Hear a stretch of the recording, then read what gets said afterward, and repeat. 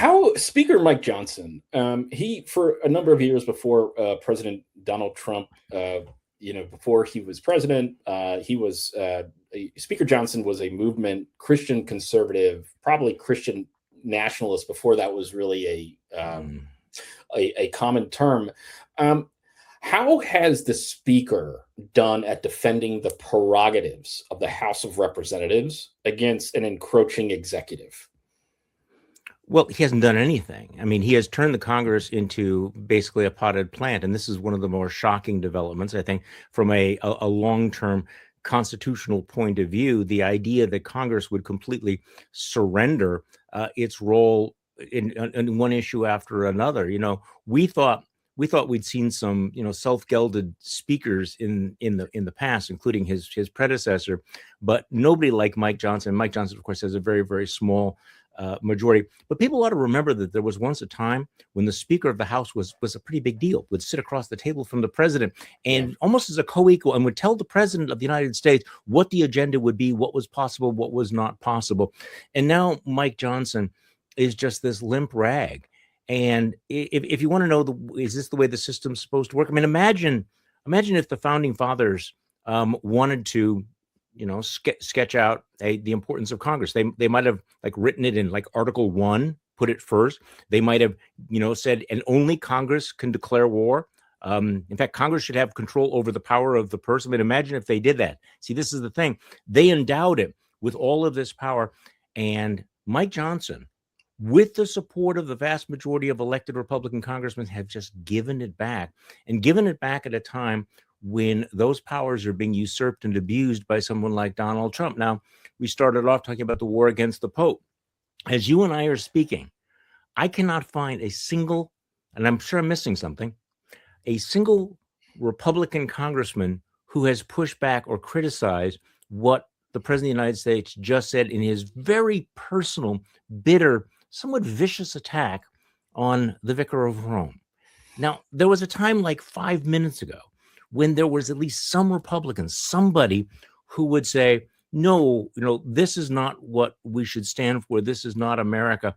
And it's just this sense of complete surrender, and how supine they are, that they won't even speak out day by day. And we're in a war in which Congress has played, maybe a Greek chorus role, but no substantive role whatsoever. That's not the way it was drawn up.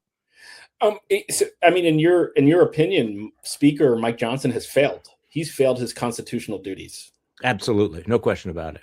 No, I mean he has been a congressional quisling in betraying, and I, by the way, use that term advisedly. I mean, here is somebody who sort of maintains the form and the position, but has essentially turned over all of the power to the executive, to Donald Trump.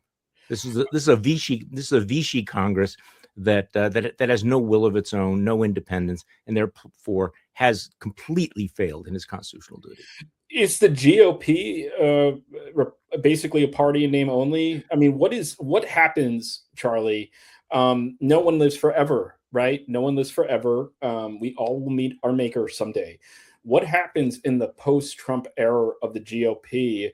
Is there a GOP anymore without Trump? Well, those are two different questions. Let's start with the GOP and what we know about the GOP right now. And the answer is no, the GOP is not a traditional political party. It's a party in name only. And we've known that for years. In fact, it became really formal back in 2024. Remember when, what year was it? No, it was 2020. It was 2020 when Trump was running for re-election and the Republican National Convention decided not to adopt a platform. Remember, the party, for the first time ever, decided no platform, because basically the only thing we believe in is whatever Donald Trump wants, we want. Whatever Donald Trump's against, we're against. They basically just completely surrendered. So that happened years ago. So what happens afterwards? The answer is nobody knows. It's not going back. I mean, I will go this way. It's not going back to the old days. We're never going to have a Republican convention that will welcome Mike Pence or Mitt Romney or Paul Ryan. That is just never, ever going to happen. But I think you're already starting to see some of the cracks, the post-Trump cracks between, unfortunately, it's between the right and the super far right, the breakup over Iran. So, to the extent that Donald Trump and his personality and his megalomania has been the glue that has held together the Republican Party, at some point that's going to break apart, and I think there will be a fracturing. I don't think there'll be a return to normal. And by the way, I don't think that's going to happen anytime soon, even after he leaves office. Clearly, he's in the process of creating kind of a permanent MAGA superstructure that I think is going to be influential for some time. And I'm not even really that confident in predicting what he's going to do in 2028.